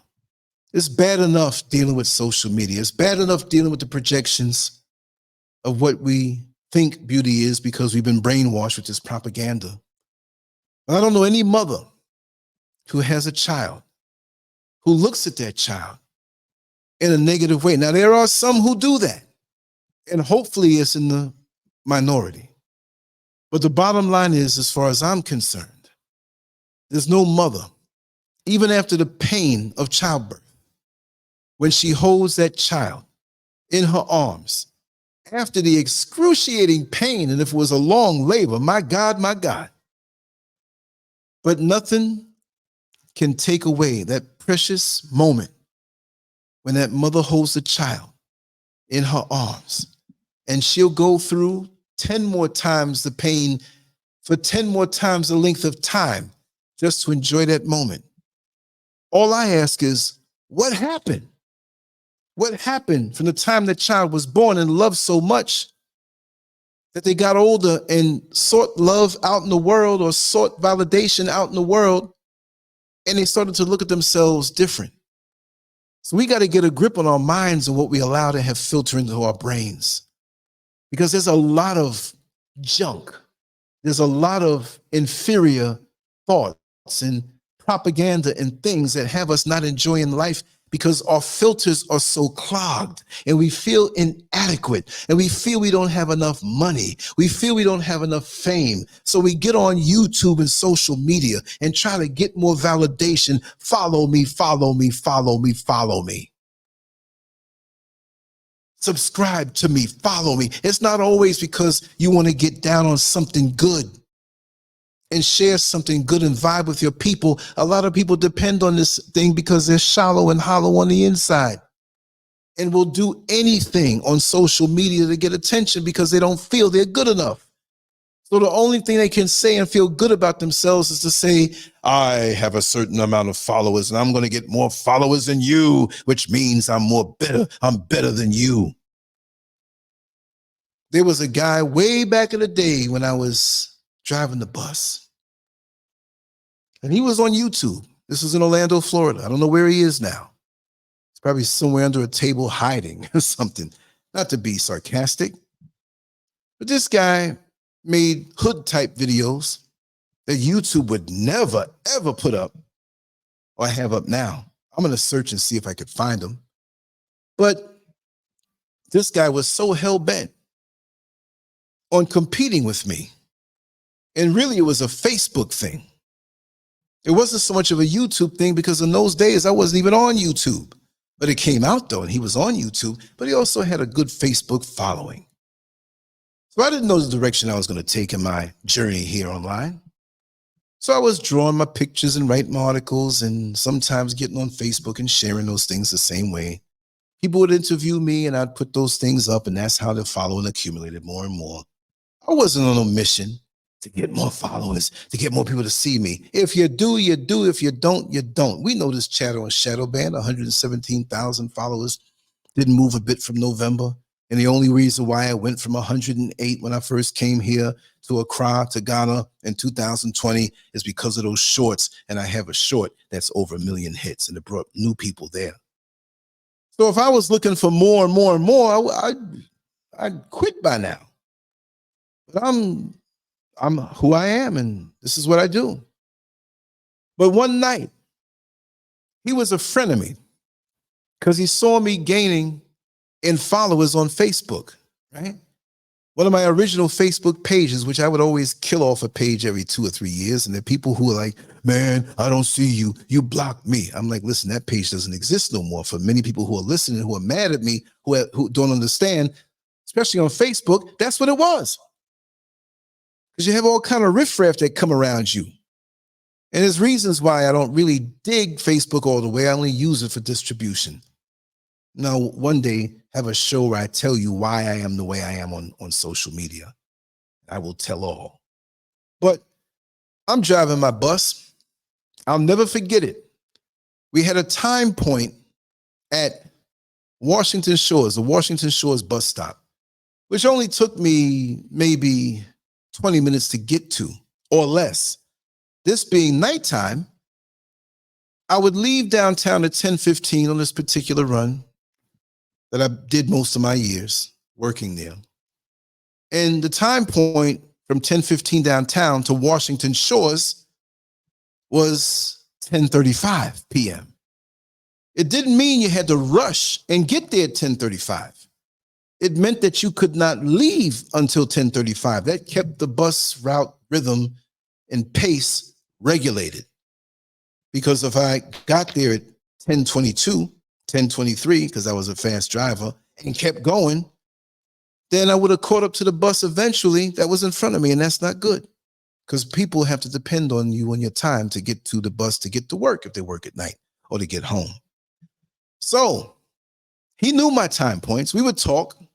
He was just trying to find out how to get on social media, which he was on because of his content, because people like decadence, but he saw me fast rising, and so he wanted to know my tricks of the trade, as many people do on social media. And they don't sometimes want to get around you sincerely. They want to get what you got or get next to you to get more clout. I give it. I don't stop anybody from that. So he was smiling at the bus stop. He drove, and he also had a scooter, a nice scooter, heavy-duty scooter, because this was a big guy. And he was smiling as I approached the bus stop. And I'm like, well, he has a scooter. He's not getting on the bus. Maybe he wants to say something to me. I got there early, and I had to wait until 10:35 to leave. So some of the passengers got on and paid. Some of the passengers got off, and I said my good nights and hellos. I had about 5 more minutes to sit there. So I got up, and you have to, when you drive a bus, get up frequently when you can, because sitting down all day is not good for your health. Hence, no matter where you are, you all know some obese, heavy, out of shape bus drivers. Some are not. Some take care of themselves. So when I got off, he was smiling. I said, hey, man, what's going on? He said, hey, bro, you know, I got like 800 more followers than you on Facebook. I said, say what now? He said, I got 800 more followers than you on Facebook now. You beat me a little bit, but, you know, I have more than you all this time, and I got 800 more. It's going up fast. Probably it'll be 1,000 when I get back home. I said, all right, that's cool. I'm happy for you. So you out tonight, like riding your scooter, or you going somewhere? Nah, man, I want to tell you that. I got 800 more followers than you on Facebook. I said, wait a second. You came out here to tell me that? Yeah, man, don't be mad. Don't be mad. You ain't gonna catch me now. I said, brother, I wasn't ever trying to compete with you and catch up with you in numbers. I didn't even pay any mind. So you left your house after 10 at night to come out here to tell me what kind of life are you living? I told him that. Oh man, you just mad. You just mad. Well, a lot of his content was banned. I think there's still some stuff that's reposted that maybe YouTube didn't find. Machine guns and hoochies and dudes who are doing crime and showing crack and drugs. And yeah, YouTube was wide open back in those days. And this dude was in the streets. And he knew he had it going on just because he was an insecure man who probably had some type of body dysmorphia also. And he had to project into the world this image and got up out of his bed to tell me that he had more followers on Facebook than me. And this had to be back in, let's say, 2008, 2009. I didn't get on YouTube until 2010. And even then, I didn't get down on it like the way I am now. I didn't really understand the purpose of YouTube at that point, even though it was around from 2005, but I was online from 2001, long before YouTube came to be. I go back to Black Planet. I go back to AOL. Hell, there's some message boards that I used to peek at friends' houses on their computers when I didn't have one. And I have to give credit to Brother Barry B, which I would not say his name, but he has social media now that does say that that's his name. That's not his full name. But he told me, and this was back in the year 2000, and he had a computer, and he has his own business doing very well from back then up until now, one of the more success stories that I know in my life. But he said, Lance, whether you know it or not, I'm going to tell you something that you'll never forget. I had no idea. I had no interest in the internet. I had no idea I was going to be on it. But he told me, live streaming is the future of this internet thing. It's not the only thing, but it's going to be big. So he was into tech, and he read the articles and read the magazines, and I didn't know what he was saying. I'm like, okay, that you could stream things live and look at things in live time. Okay, that's nice. That's good. And he's younger than me, but a wise brother. So as time went on, it's funny because look who's on the live stream. I mean, as many people are. So it's no big thing anymore. But he knew, and he had a vision into the future of how things are.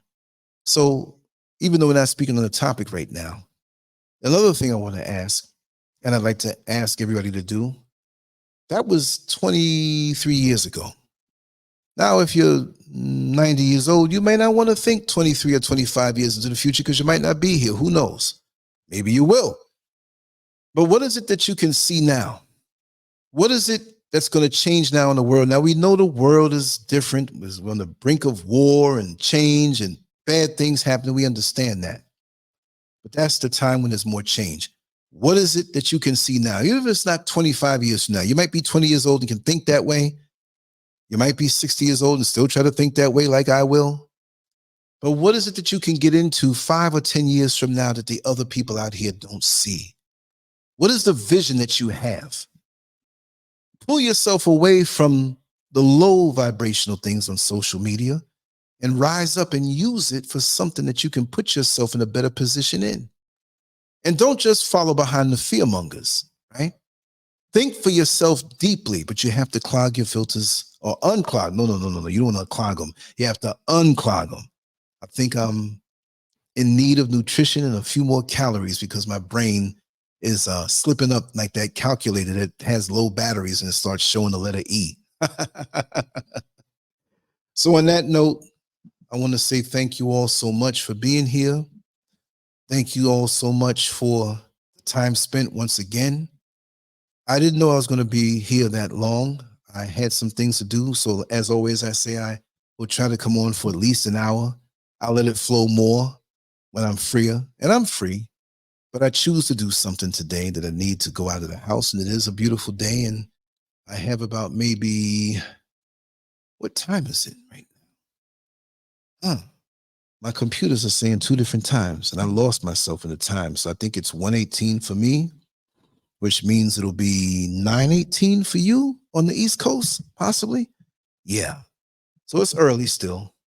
And I'm going to move on and do some things. And I'm probably going to have something that will go up late tonight. I've decided to, change my rhythms in a way where it's more effective to going out there.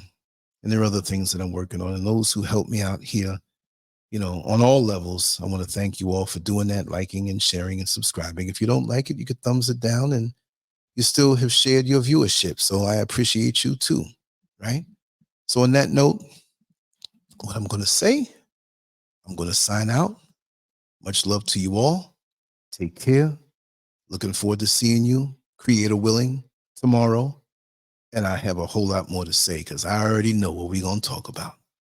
But anyway, any suggestions of a topic or anything or any interviews, let me know. There are a couple of phone calls I have to return and messages I have to return. I'm not ignoring you, but it takes a lot to run these multiple platforms. But this brings a joy in my life that's immeasurable. But I do have my filters up to keep the riffraff out. That's how I can stay motivated. Much love to you all. Take care. LANCESCURV out. So long. Peace.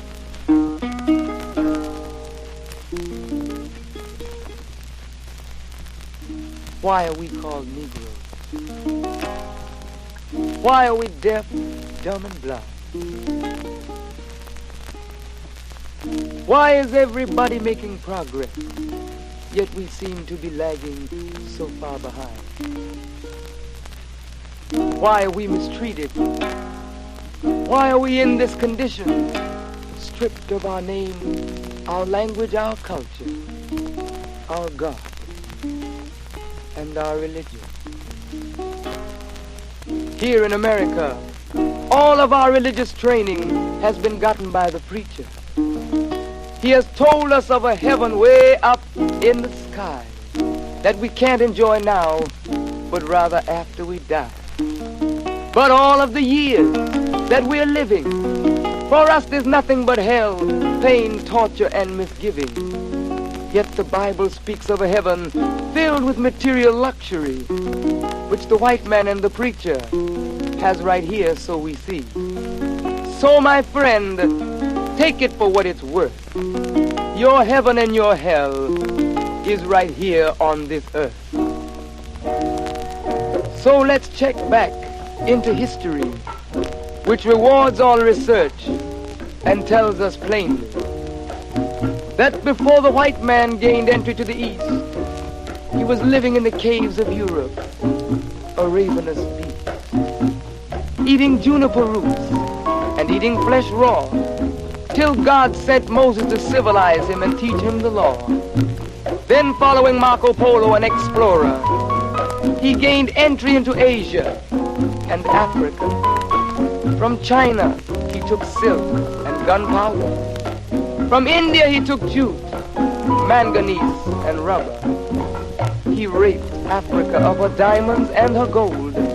From the Mideast, he took barrels of oil untold, raping, robbing, and murdering everything in his path. The whole black world has tasted of the white man's wrath. So, my friend, it's not hard to tell. A white man's heaven is a black man's hell.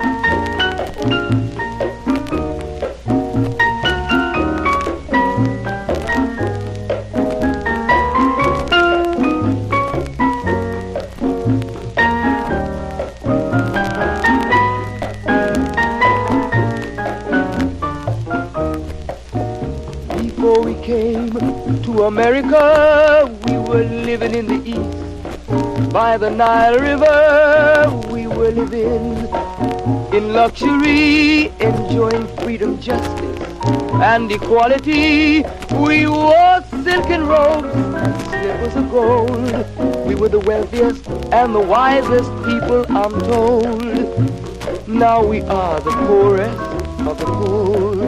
Nobody wants us at their door. So, my friend, it's easy to tell White man heaven is black man hell.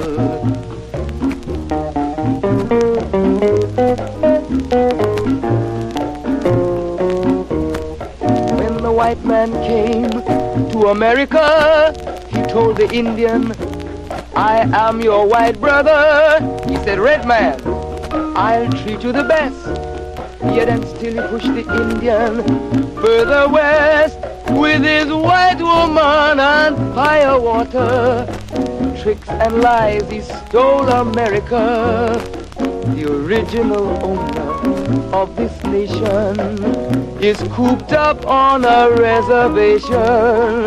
So my friend, it's easy to tell, white man heaven, black man hell.